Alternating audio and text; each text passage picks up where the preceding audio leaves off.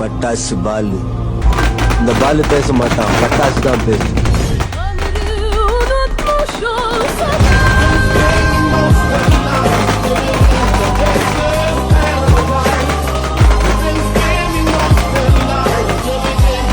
ஏய் மாப்பிளா, 25 கிலோ வெடி மருந்து மனமா வாங்கிட்டேன். எவன் வீட்டுக்குள்ள எரிய போறேன்னு எனக்கே தெரியலடா. தீராத கணக்கு தீபாவளிக்கு இருக்கு, நீ நினைச்சுட்டு இருப்ப. தீபாவளியே எனக்கு தான்டா.